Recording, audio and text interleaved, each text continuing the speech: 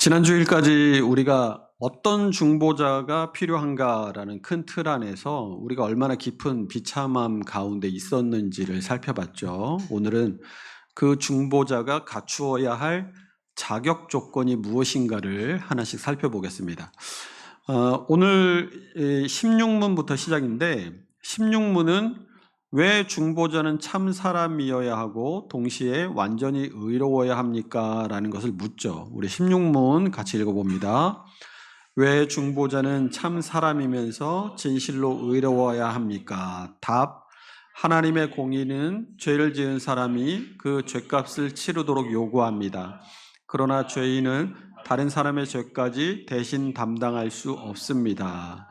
이 하이델베르그 요리문답의 저자인 우르시누스가 이 16문의 답에 대해서 16문의 질문에 대해서 세 가지로 답을 하고 있어요. 첫 번째는 중보자는 반드시 사람이어야 했다라는 것입니다. 그 이유는 단순해요.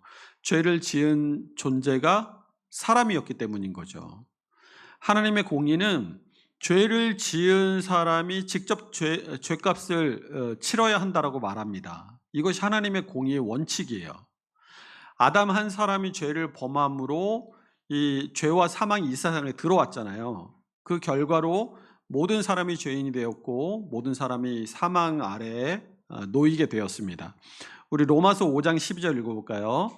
그러므로 한 사람으로 말미암아 죄가 세상에 들어오고 죄로 말미암아 사망이 들어왔나니 이와 같이 모든 사람이 죄를 지었으므로 사망이 모든 사람에게 이르렀느니라. 우리 고린도전서 15장 21절도 있습니다. 사망이 한 사람으로 말미암았으니 죽은 자의 부활도 한 사람으로 말미암는도다. 한 사람 아담이 죄를 지어서 사망이 들어왔다면 그 사망을 이기는 부활도 한 사람을 통해서 와야겠죠. 그래서 중보자는 반드시 사람이어야 했습니다. 그리고 또 중보자가 반드시 사람이어야 하는 이유가 하나 더 있는데 중보자는 죽으실 수 있는 분이어야 했어요. 죄의 삭은 뭐예요? 사망이기 때문이죠. 하나님께서 아담에게 창세기 2장 17절에서 선악을 알게 하는 나무의 열매는 먹지 마라. 내가 먹는 날에 반드시 죽으리라고 말씀하셨잖아요. 이것을 히브리서 9장 22절에 명확하게 선언을 하고 있어요. 읽어봅니다. 거의 모든 물건이 피로써 정결하게 되나니 피 흘림이 없은즉 사함이 없느니라. 그러니까 피 흘림이 없으면 사함도 없다. 그렇기 때문에 이 중보자는 실제로 죽음을 감당하고 피를 흘리실 수 있는 분이어야 했습니다. 그렇기 때문에 중보자는 반드시 사람이어야 했던 것이죠. 두 번째는 중보자는 참 사람이어야 했습니다. 단지 사람처럼 보이는 어떤 존재가 아니라 실제 인간의 본성을 가진 참 사람이어야 한다는 거예요. 여기서 굉장히 중요한 이 신학적 포인트가 있어요. 이단 중에 이 가연설, 도케티즘이라고 하는데 이 가연설이라는 것이 있습니다. 이 가연설이라는 것은 헬라어로 이 도케인, 뭐뭐처럼 보이다라는 뜻이거든요. 이 도케인이라는 단어에서 온 이름인데 예수님이 성육신 하셔서 우리와 같이 되셨잖아요. 그런데 예수님의 성육신 사건이 하나님이 실제로 우리와 똑같은 육신을 입으신 것이 아니라 하나님이시니까 마치 사람처럼 보이도록 하셨던 것이다. 이런 주장이 바로 이 가연설이에요. 이 초대교회 당시부터 가장 크게 활동했던 이단이었던 영지주의 그리고 이 마르키온주의가 이 가연설을 주장하는 대표적인 세력이었어요. 그런데 이것은 이 가연설은 복음을 무너뜨리는 치명적인 오류였습니다. 왜냐하면 죄를 범한 바로 그 인간의 본성을 대신해서 보상해야 했기 때문이죠. 이것이 율법이 요구하는 바였어요. 그러니까 하나님의 공의는 죄를 범한 동일한 본성이 죄값을 치르도록 요구한다라는 거예요. 그러니까 뭐 얘가 적절하지는 않지만 쉽게 알아들으시라고 이렇게 말씀을 드리는 거예요. 만약에 돼지가 죄를 지으면 돼지로 보상하는 것이고 강아지가 죄를 지으면 강아지로 보상하는 것이고, 사람이 죄를 지었으니까 사람으로 보상하는 것이 하나님의 율법이 요구하는 바라는 거죠. 그래서 죄를 범한 동일한 본성으로 죄값을 치르도록 요구하신다라는 거죠. 그래서 에스겔 18장 20절에 보면 밑줄 친 부분이 있죠. 범죄하는 그 영혼은 죽을지라라고 말씀해요. 또 히브리서 2장 14절 읽어봅니다. 자녀들은 혈과 육에 속하였음에 그도 또한 같은 모양으로 혈과 육을 함께 지니심은 죽음을 통하여 죽음의 세력을 잡은 자 곧 마귀를 멸하시며, 이렇게 하나님의 공의의 요구가 무엇인지에 대해서 설명해 주고 있어요. 그리고 이런 가연설은 이미 초대교회 안에서 굉장히 이 교회의 위협이 되었기 때문에 신약 성경 안에 이 가연설에 대한 반박이 이미 들어와 있습니다.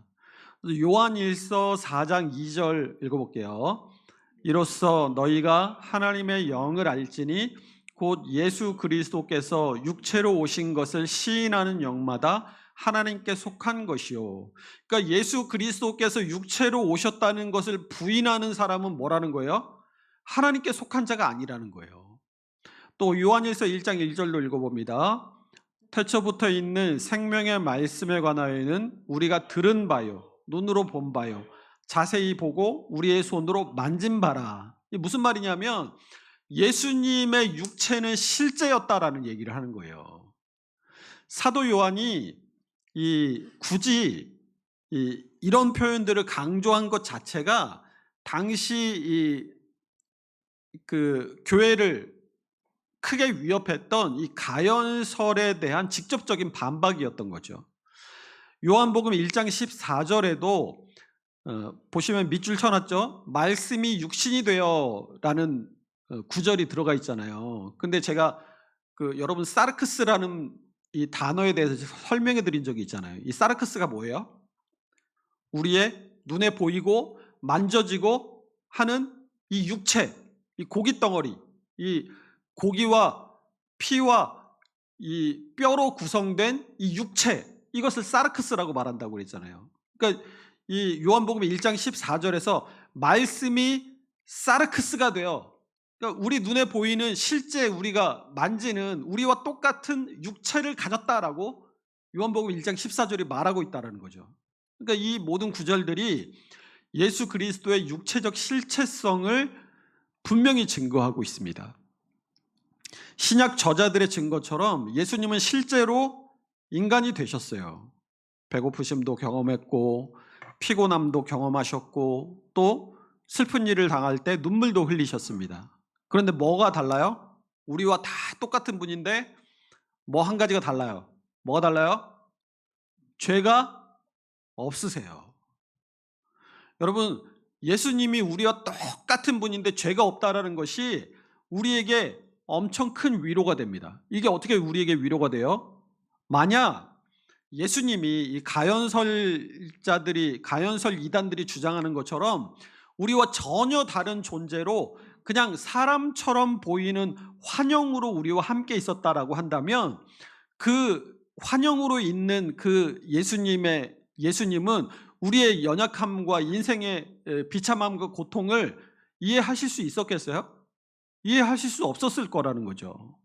하지만 예수님은 우리와 같은 인간이 되셔서 빵살부터 이 땅에 출생하셔서 십자가에 돌아가시고 부활하시고 준 하나님의 나라에 가는 그 순간까지 우리와 똑같은 인간으로서 사람이 겪을 수 있는 모든 인생의 희노애락을 다 경험하셨기 때문에 우리의 연약함, 우리의 인생의 아픔들, 고통들, 슬픔들, 즐거움들, 그런 모든 것들을 다 공감하실 수 있는 분이라는 거죠. 히브리서 2장 17절 18절 읽어봅니다. 그러므로 그가 범사에 형제들과 같이 되심이 마땅하도다. 이는 하나님의 일에 자비하고 신실한 대제사장이 되어 백성의 죄를 속량하려 하심이라. 그가 시험을 받아 고난을 당하셨은즉 시험 받는 자들을 능히 도우실 수 있느니라. 이 히브리서의 말씀처럼 예수님은 우리의 고통을 모르시는 분이 아니세요. 우리가 이 땅을 살면서 겪게 되는 인생의 모든 희노애락을 직접 예수님께서도 겪으셨기 때문에 우리가 이 땅에서 어려운 일을 당할 때, 슬픔을 당할 때, 또 시험을 당할 때 능히 우리를 도우실 수 있다라는 것이죠. 세 번째는 중보자는 완전히 의로우신 분이어야 했습니다. 만약에 중보자로 오신 분이 죄인이었다면 어떻게 되겠어요? 그 자신도 자기 죄로 인해서 심판을 받아야 될 거 아니에요. 그죠? 그것과 더불어서 내가 죄가 있는데 다른 사람의 죄를 어떻게 대신 담당하겠어요? 어?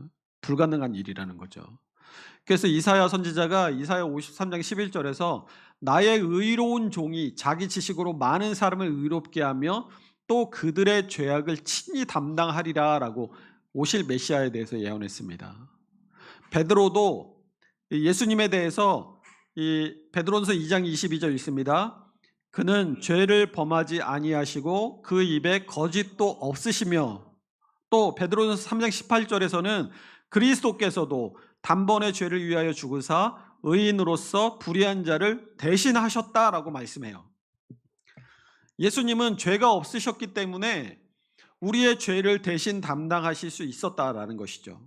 만약 예수님께서 죄인이셨다면 예수님 또한 하나님의 진노 아래 놓이셨을 것이고 다른 사람을 구원하는 일은 불가능했을 겁니다. 사도 바울이 이 놀라운 이 대속의 원리, 이 대속의 신비를 고린도후서 5장 21절에서 하나님이 죄를 알지도 못하신 일을 우리를 대신해서 죄로 삼으신 것은 우리로 하여금 그 안에서 하나님의 의가 되게 하려 하심이라 라고 증거하고 있어요. 개혁주의 신학에서 예수 그리스도께서 이렇게 하나님의 공의, 그러니까 율법을 이루신 방식을 두 가지로 설명을 합니다. 첫 번째는 능동적 순종, 그리고 두 번째는 수동적 순종이에요. 이 능동적 순종과 수동적 순종을 왜 구분하느냐? 이 구분이 우리의 칭의, 그러니까 하나님께서 우리를 의롭다 하시는 교리와 직결되어 있기 때문에 그래요. 이 능동적 순종이 뭐냐? 예수님이 그분의 생애 전체에 걸쳐서 하나님의 율법을 완전히 준수하신 것을 능동적 순종이라고 합니다. 그러니까 예수님이 우리가 마땅히 행해야 할 일, 그러니까 율법이죠. 하나님의 율법을 우리가 행하지 못한 그 율법의 요구를 모두 다 순종하셨어요. 완전히 이루셨습니다. 예수 그리스도의 이 완전한 순종의 공로가 우리에게 어떻게 돼요? 전가돼서 우리가 의롭다 여김을 받게 되는 거예요. 그러니까 우리가 의롭게 여김을 받는 근거가 뭐냐? 그리스도의 능동적 순종 때문이라는 거예요. 두 번째로 수동적 순종이란 뭐냐? 예수님이 십자가에서 우리가 받아야 될 형벌, 그러니까 하나님의 진노와 저주를 대신 담당하신 것을 수동적 순종이라고 합니다. 이것은 우리의 죄 용서의 근거가 되는 거예요. 그러니까 이 둘을 구분하는 이유가 뭐냐? 여러분, 우리의 구원이 죄 용서함 받고 끝입니까? 죄 용서함만 받으면 그냥 우리의 구원이 종결되는 거예요? 그렇지 않죠. 네? 생각해 보세요. 누가 빚을 졌어요.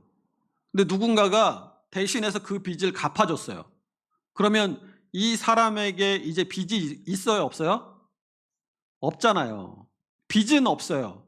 그런데 빚이 없어졌으니까 이 사람이 부자라는 뜻이에요?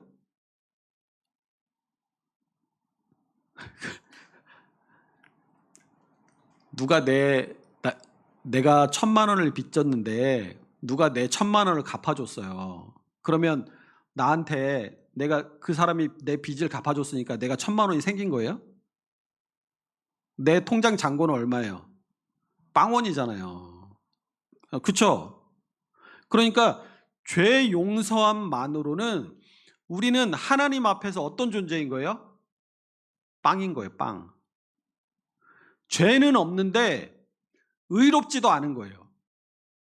죄는 없는데 의롭지도 않은 상태에 머물러 있는 것이 죄 용서함을 받은 상태예요. 그런데 하나님 앞에 우리가 서기 위해서는 뭐가 필요해요? 하나님은 거룩하신 분이기 때문에 우리가 거룩하지 않으면 하나님 앞에 나가 설 수 없잖아요.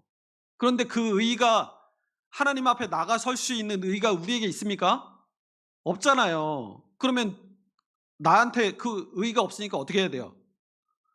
누군가의 의를 빌려서 입고 나가야 될 거 아니에요. 그 의가 예수 그리스도의 의라는 거예요.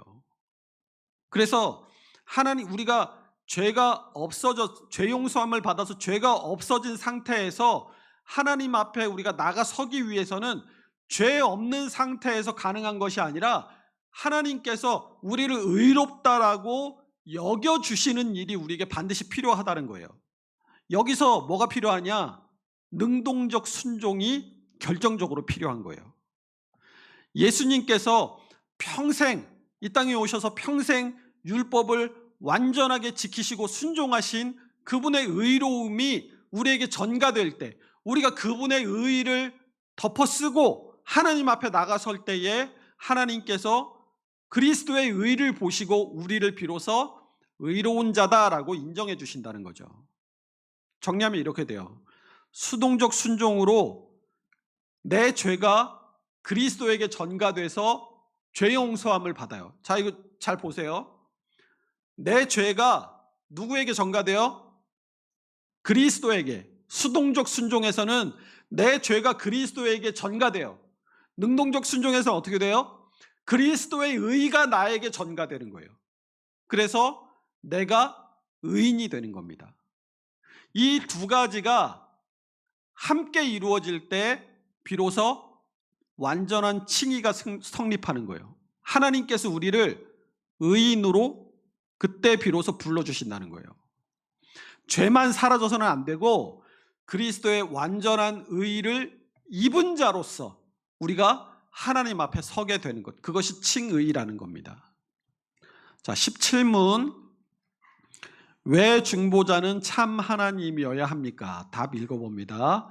그분이 참 하나님이어야 그의 신적인 능력으로 사람에게 향하신 하나님의 무서운 진노를 몸소 감당하여 우리를 위하여 의와 생명을 성취하고 그것들을 우리에게 회복시켜 줄 수 있기 때문입니다. 중보자는 16문에서 참 사람이어야 한다고 했죠. 17문에서는 참 하나님이어야 한다라고 말해요. 예수님은 단순히 어떤 특별한 능력을 가진 존재나 천사보다 조금 뛰어난 피조물이 아니라 누구예요? 참되고 영원하신 하나님이어야 한다라는 거예요. 그것을 이 하이델베르그 요리문답의 저자인 우르시누스가 밑에 여러 가지 이유들로 그것을 설명하고 있습니다. 첫 번째는 하나님의 진노를 감당하기 위해서 예수님은 참 하나님이어야 했다. 죄에 대한 하나님의 진노는 너무나 무겁고 두렵죠. 우리의 죄는 누구를 향한 죄라고 했어요? 내가 이준희 목사님을 한 대 때려서 이준희 목사님에게 죄를 지었을 때 그 죄가 이준희 목사님하고 나하고 사이에서만 있는 죄라고 그랬어요? 그게 아니죠. 하나님에게 짓는 죄와 같다라고 했잖아요. 그러니까 죄는 단순히 사람과 사람 사이의 잘못이 아니라 거룩하고 무한하신 하나님을 거스르는 일입니다. 그래서 죄에 대한 형벌도 어떻게 되겠어요? 내가 이준희 목사님 한 대 때렸으니까 돈으로 배상하든가 아니면 이준희 목사님이 나를 한 대 때리든가 그렇게 해서 해결되느냐? 그게 아니라는 거예요. 하나님의 이 죄에 대한 형벌도 하나님에게 지은 그 죄를 하나님의 공의로운 진노 아래에 놓이게 되는 거죠. 우리의 상태가. 그런데 만약에 예수님이 단지 인간에 불과하셨다면 어떻게 되겠어요? 유한한 피조물이 무한하신 하나님의 진노의 무게를 끝까지 감당할 수 없다라고 지난주에 얘기했잖아요. 그러니까 우르시누스는 만일 중보자가 단지 사람일 뿐이었다면 하나님의 진노 아래 완전히 무너지고 말았을 것이다 라고 말했어요. 그래서 중보자는 반드시 왜 그래요? 우리가 지은 죄가 무한하신 하나님에게 지은 죄이기 때문에 그 무한한 형벌을 감당하기 위해서는 반드시 유한한 존재가 아니라 무한한 능력을 가진 하나님이 그것을 감당하셔야만 했다라는 거예요. 두 번째는 그분의 희생이 무한한 가치를 가져야 했기 때문입니다. 우리의 죄를 속하기 위해서 단순히 누군가가 죽는 것으로 충분하지 않았다고 그랬잖아요. 그래서 구약의 제사들이 그 지은 죄에 대해서 계속해서 반복해서 드려져야만 했다라고 말씀을 드렸죠. 그러니까 우리의 죄를 속하기 위해서는 그 죄에 합당한 그에 상응한 그 희생이 하나님의 공의를 충분히 만족시킬 만한 가치와 위엄을 가져야 했다라는 거죠. 왜냐하면 인간의 모든 죄는 거룩하신 하나님을 향한 죄라고 했잖아요. 아무리 사소해 보이는 죄라도 죄는 다 하나님의 공의를 거스르는 거예요. 그래서 당연히 아무리 사소한 죄라도 그 죄의 대가는 뭐예요? 하나님의 영원한 성품을 따라서 영원한 형벌이 그 사소한 죄의 대가인 거예요. 큰 죄를 지어도 무한한 형벌이 그 대가인 것이고, 사소한 죄를 지어도 무한한 형벌이 그 대가인 것이에요. 그러니까 우르시누스의 말을 빌리면 세상의 모든 피조물이 멸망한다 해도 인간의 죄값을 충분히 보상할 수 없다, 이렇게 정리할 수 있습니다. 그런데 예수님의 희생은 다르죠. 십자가에서 죽으신 분이 단순히 인간이 아니라 하나님 자신이었기 때문이죠. 사도행전 20장 28절 밑줄 친 부분만 읽어봅니다. 하나님이 자기 피로 사신 교회를 돌보게 하셨느니라. 하나님이 자기 피로 사셨다라고 말씀해요. 물론 당연히 이 본질상 하나님은 피를 흘리실 수 없죠. 그런데 하나님이신 이 표현은 하나님이신 성자 예수 그리스도께서 인간의 몸을 입고 이 땅에 오셔서 실제로 피를 흘려주셨다라는 뜻인 거예요. 그래서 예수님의 희생은 무한한 가치와 무한한 능력을 갖게 된 겁니다. 세 번째로 예수님의 고난은 하나님의 진노를 실제로 담당한 사건이었어요. 우르시누스는 이 예수님의 고난이 단순한 육체적 고통이 아니었다라고 설명을 합니다.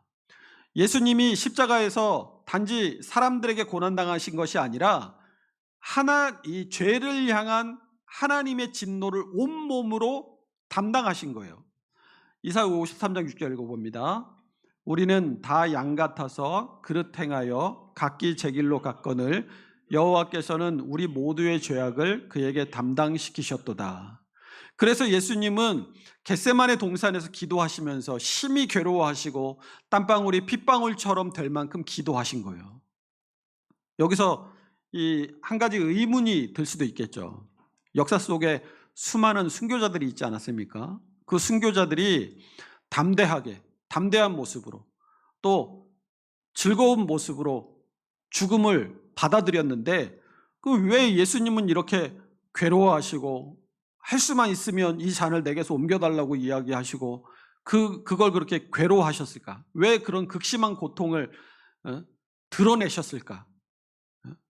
그 이유는 바로 이것 때문이에요. 예수님은 단순한 육체의 죽음이 아니라 하나님의 진노 자체를 직접 담당하셨기 때문인 거예요. 순교자들이 겪은 것은 하나님의 진노였어요? 하나님의 진노가 아니잖아요. 그건 단지 지금 당하는 육체적 고통이었을 뿐인 거예요. 그러나 예수님이 담당하신 것은 하나님의 심판이었던 거죠. 하나님의 진노를 예수님이 그 몸으로 직접 담당하셨던 거예요. 네 번째로 왜 중보자는 참 하나님이셔야만 하는가? 예수님은 죽음을 이기시고 생명을 주셔야만 했기 때문이에요. 그 중보자는 그냥 우리를 위해서 죽으면 끝나는 게 아니라 죽음을 이기고 다시 살아나시는 데까지가 우리의 중보자인 거예요. 왜냐하면 구원은 죄를 용서해 주는 것뿐만이 아니라 우리가 어떻게 되는 것까지라고 그랬어요? 하나님 앞에 의로운 자로 서야 되잖아요. 그러니까 우리의 생명이 이 하나님께서 아담과 하와를 처음 창조하셨을 때의 그 상태, 생명의 온전한 회복까지도 포함하는 것이 구원이기 때문에 그래요. 만약에 예수님이 단순한 인간이었다면 죽음을 이기실 수 있었겠어요? 없었겠어요? 역사 일에 누구도 어떤 인간이라도 죽음을 피할 수 없었어요. 그러나 예수님은 참 하나님이셨기 때문에 죽음을 깨뜨리고 부활하셨습니다. 그리고 지금도 살아계셔서 우리에게 구원의 은혜를 적용하세요. 우리의 죄를 용서하시고 우리를 의롭다 하시고 성령으로 우리를 새롭게 하시고 영원한 생명을 계속해서 우리에게 주십니다. 5번, 중보자는 하나님의 뜻을 완전히 계시하셔야 했기 때문에 참 하나님이셔야만 했어요. 우리의 구원이 나에게 구원이 필요하다는 것을 무엇을 통해 안다고 그랬어요? 하나님이 알려주시지 않으면 우리가 죄인이고 구원이 필요한 존재이고 그리스도 안에서 그 구원의 문이 열렸다는 것을 알 수 있어요, 없어요? 알 수 없잖아요. 요한복음 1장 18절 보세요.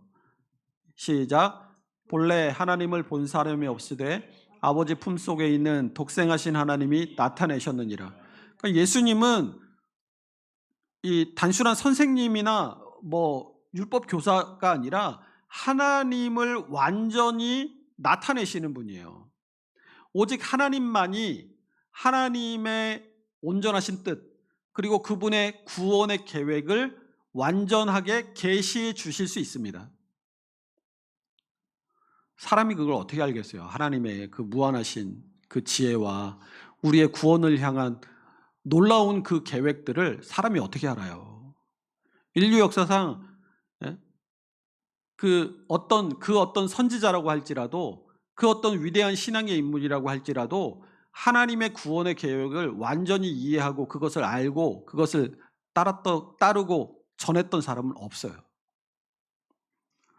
6번째로 중보자는 우리를 실제로 변화시켜야만 하기 때문에 참 하나님이셔야만 합니다. 아까 구원은 단순히 죄 용서를 선언하는 것만으로 끝나지 않는다고 그랬잖아요. 하나님은 우리를 새롭게 변화시키시고 우리를 하나님 앞에 나아가서도록 의로운 자로 거룩하게 만들어 주시잖아요. 그런데 그 일을 누가 할 수 있어요? 인간의 마음을 새롭게 하고 성령을 주시는 일은 오직 하나님만이 하실 수 있어요. 요한복음 15장 26절 읽어봅니다. 내가 아버지께로부터 너희에게 보낼 보혜사 곧 아버지께로부터 나오시는 진리의 성령이 오실 때에 그가 나를 증언하실 것이요. 오직 하나님만이 죽은 영혼을 살릴 수 있고 또 사람의 본성을 변화시킬 수 있습니다. 사람 변해요? 변하지 않아요? 사람은 변하지 않아요. 여러분 잘 들으셔야 돼요. 사람은 변하지 않습니다.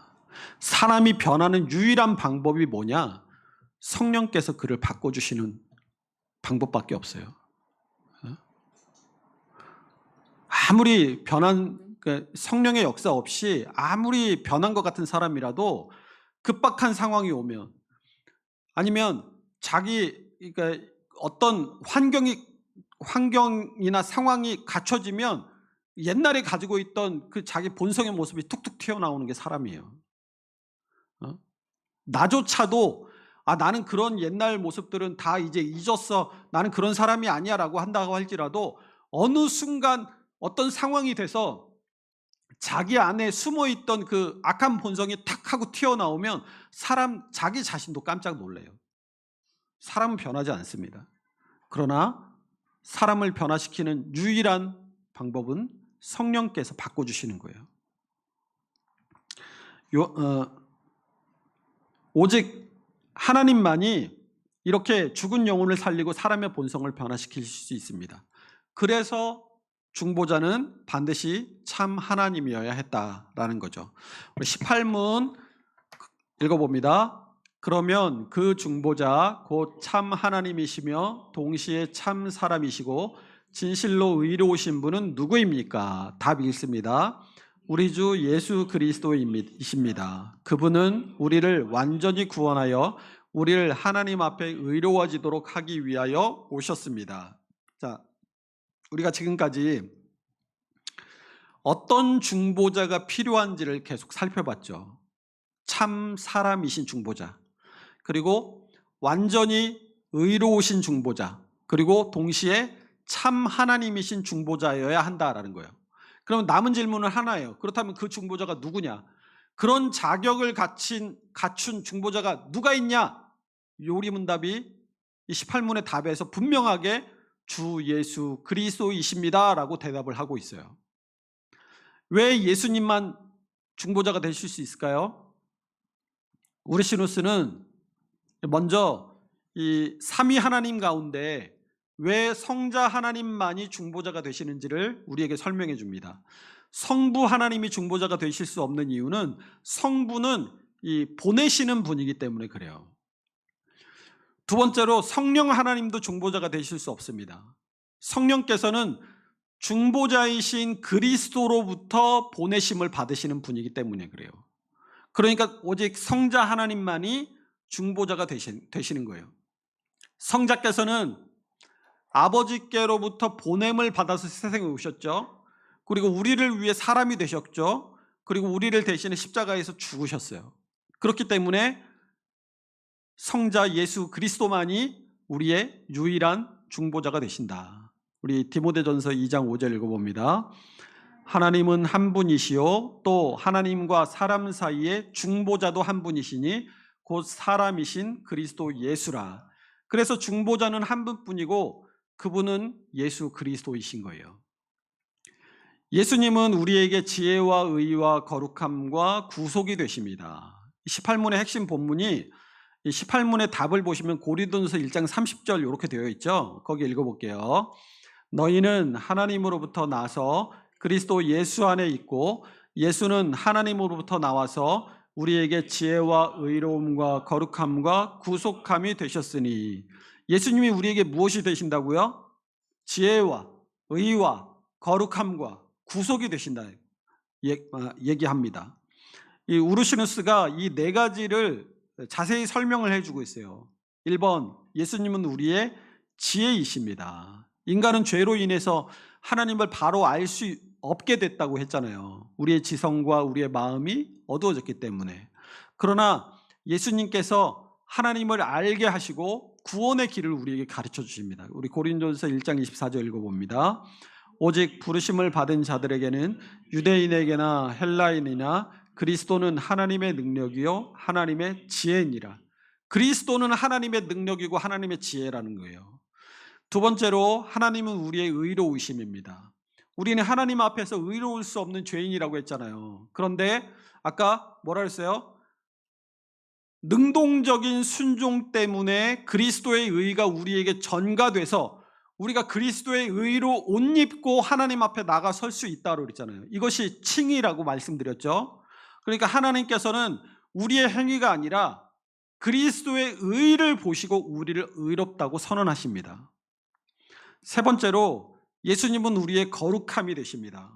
구원은 죄사함에서 끝나는 것이 아니라고 그랬죠. 예수님은 성령으로 우리를 새롭게 하시고 또 점점 우리를 거룩하게 변화시켜 가십니다. 이것을 성화라고 얘기해요.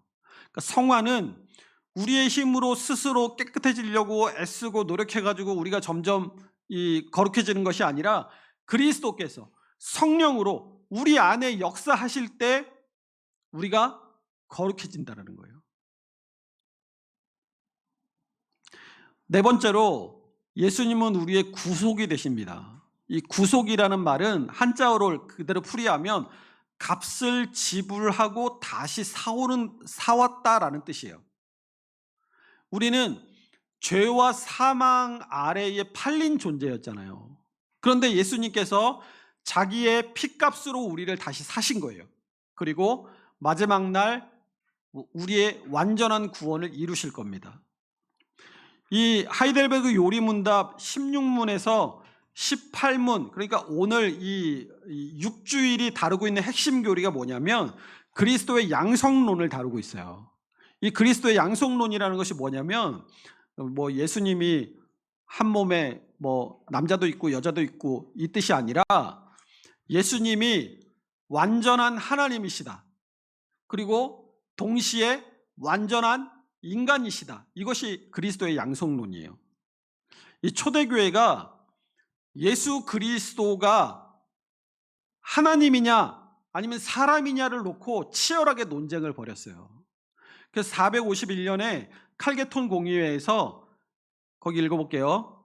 예수 그리스도는 혼동 없이, 변화 없이, 분리 없이, 분열 없이 두 본성을 가지신 한 위이시다. 이렇게 결론 내렸어요.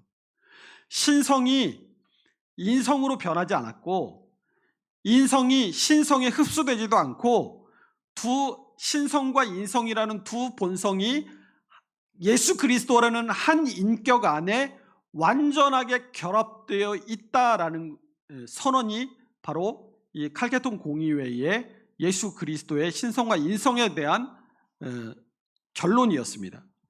이게 왜 중요하냐면 만약 예수님의 신성을 예수님은 거룩하신 분이니까 예수님에게는 신성이 더 크고 인성은 이만해 하면 어떻게 되겠어요? 예수님의 인성이 약해지면 우리를 대신하실 수가 없어요. 만약에 그러면 예수님은 참 사람이시니까 우리와 같은 분이시니까 이걸 강조하고 예수님의 신성을 약하게 하면 어떻게 되겠어요? 예수 그리스도의 희생이 충분한 가치를 가질 수 없게 됩니다. 그래서 우리의 구원은 예수님이 완전한 하나님이시면서 동시에 완전한 사람이시라는 사실 위에 서 있는 거예요.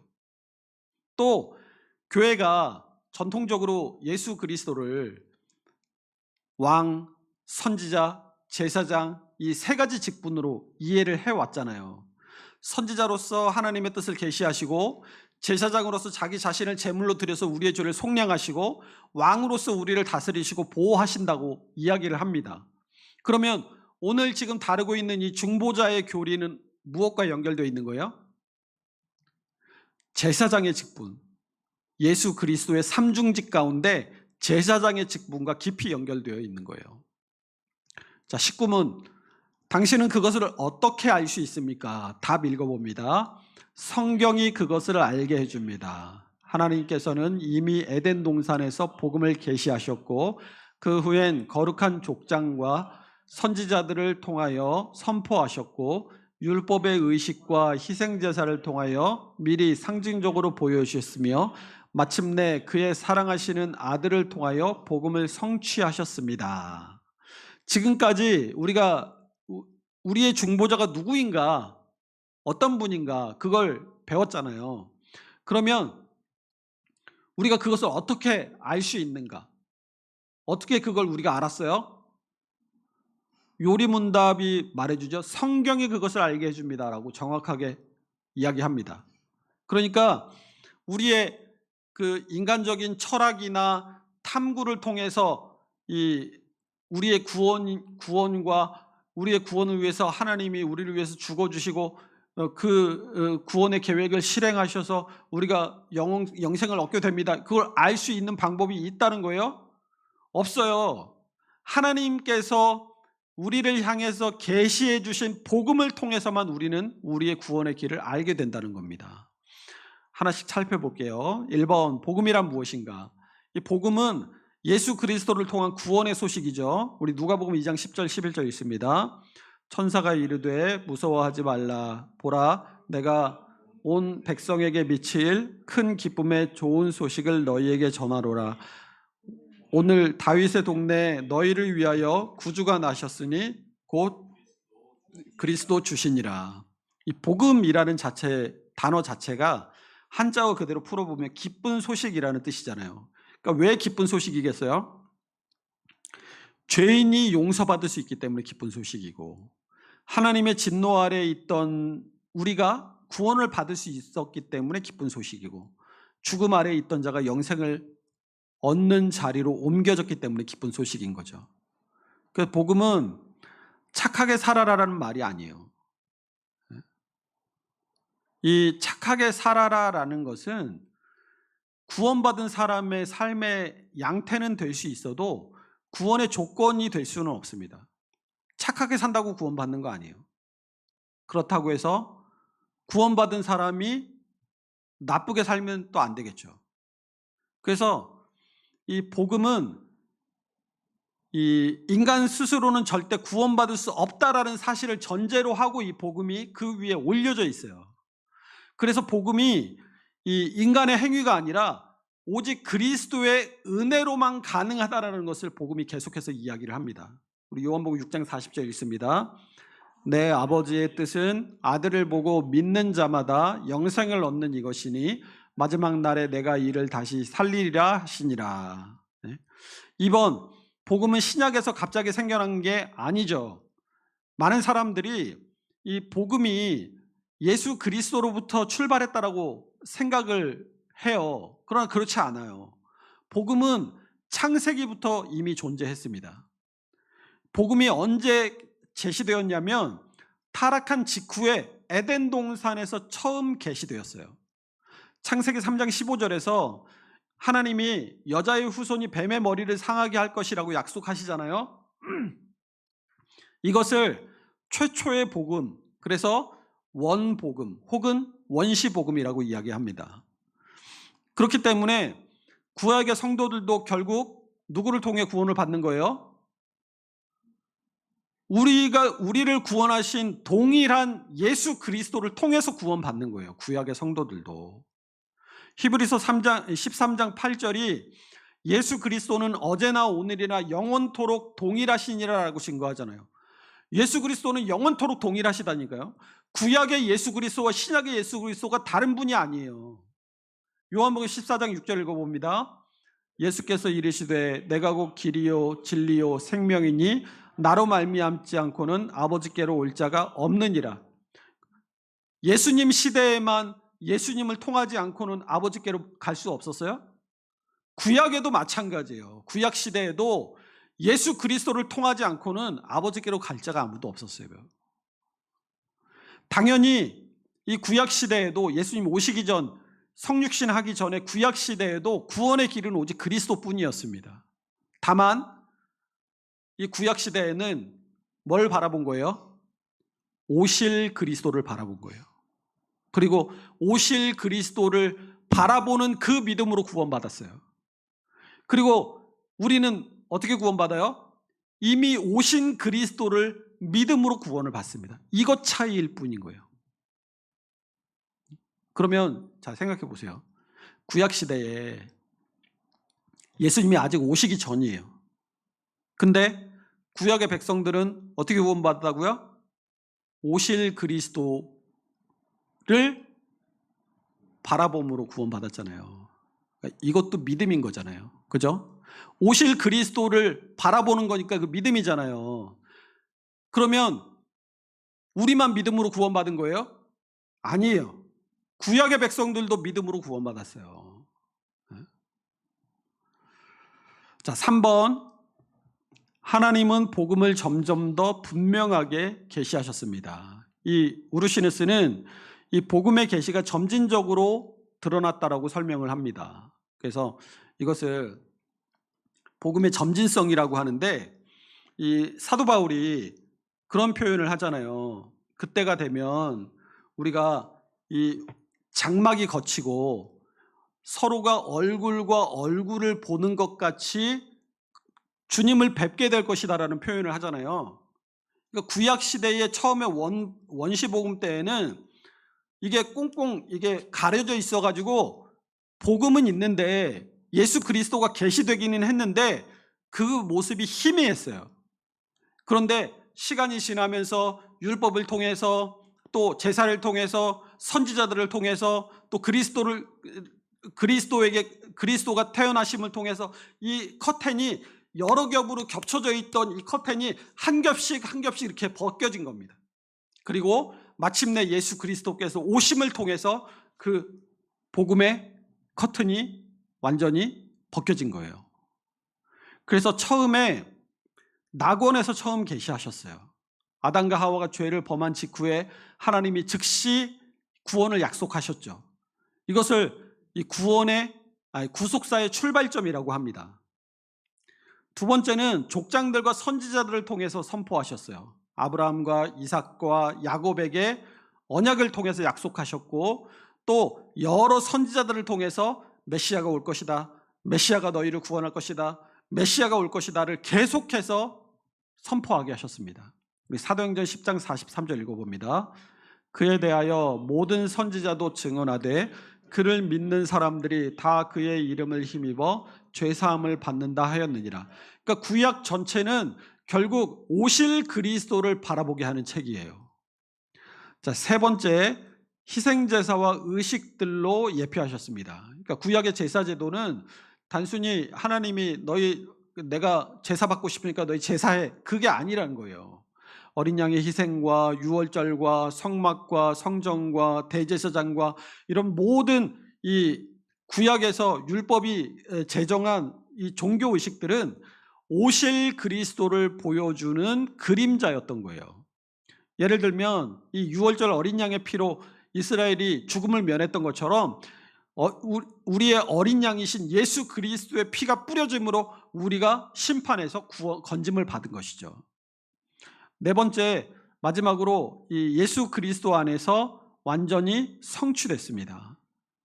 구약은 약속과 그림자였죠. 근데 신약에서는 그 약속과 그림자의 실체이신 예수 그리스도께서 실제로 이 땅에 오셔서 그 모든 약속을 이루셨어요. 요한복음 1장 17절 있습니다. 율법은 모세로 말미암아 주어진 것이요 은혜와 진리는 예수 그리스도로 말미암아 온 것이니라. 그러면 복음과 율법이 어떻게 다르냐? 제가 표로 정리해 놨죠. 이 우르시누스가 복음과 율법의 차이를 굉장히 중요하게 다뤘어요. 율법은 누구에게 온 거예요? 누구에게서 온 거예요? 율법은 누구에게서 온 거예요? 그럼 복음은 누구에게서 온 거예요? 그죠? 율법과 복음 둘 다 하나님이 주신 말씀이에요. 그런데 뭐만 달라요? 역할만 달라요. 율법은 우리가 해야 할 것을 말합니다. 무엇이 죄인지, 하나님이 어떤 삶을 우리에게 요구하시는지, 우리에게 무엇이 부족한지 그걸 드러내요. 그래서 로마서 3장 20절이 율법으로는 죄를 깨달음이니라라고 말씀하죠. 그러니까 율법은 우리의 죄를 드러내고 정죄하기 위해서 주어진 거예요. 반면에 복음은 어떻게 구원받는가를 말합니다. 예수 그리스도의 의가 우리에게 전가되고 그것을 믿음으로 의롭다 하심을 얻고 성령으로서 우리가 새롭게 된다라는 것을 선포하죠. 율법은 그래서 행하라라고 말하지만 복음은 우리에게 믿으라라고 말해요.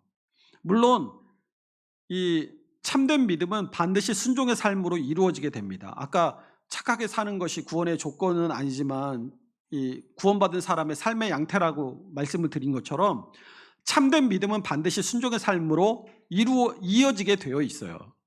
그러나 구원의 근거는 우리의 어떠함이 아니죠. 우리의 행위가 아니라 그리스도의 의라는 거예요. 구원의 근거는. 그래서 율법만 있으면 인간은 어떻게 될까요? 절망하게 됩니다. 율법은 죄를 드러내기는 하지만 죄인을 살리는 능력은 없기 때문에 그래요. 하지만 복음은 성령과 함께 우리에게 역사해서 죽었던 우리의 영혼을 살려냅니다. 로마서 1장 16절 거기 로마서 1장 16절 그 표 안에 있죠. 거기 읽어볼게요.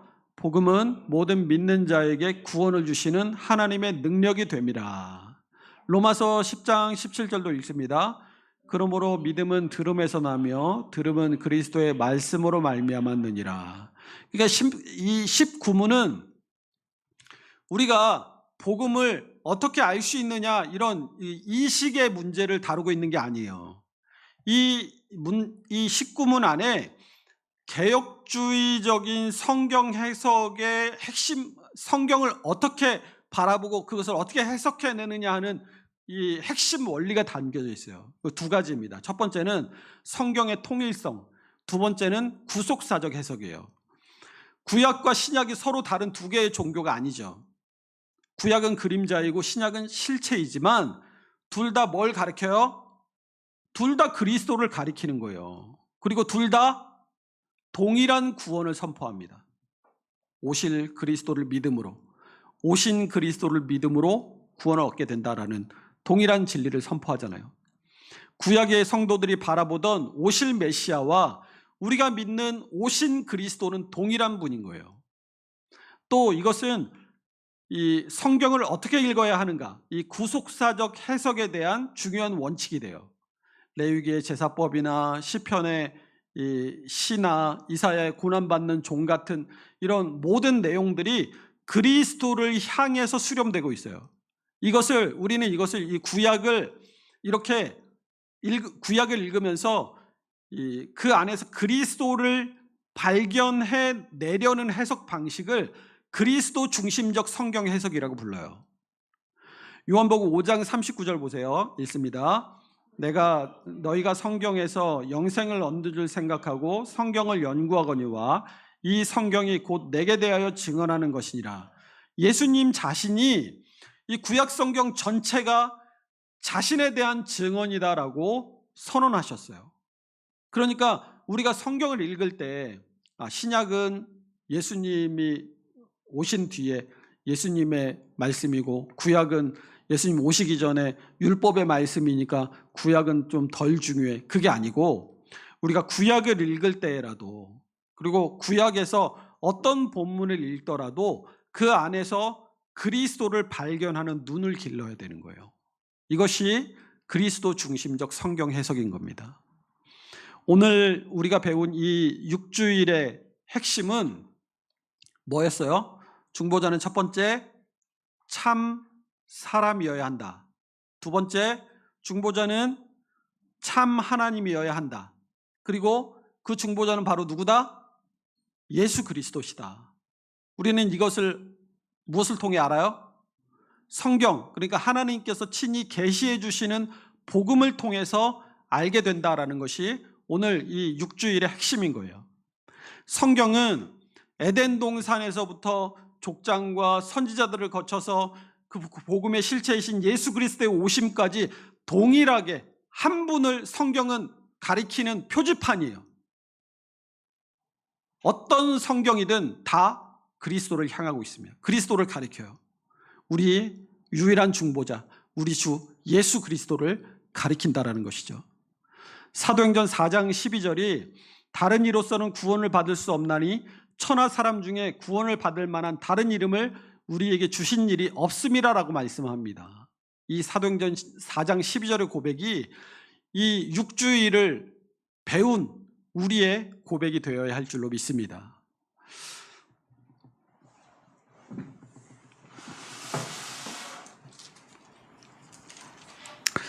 우리 524장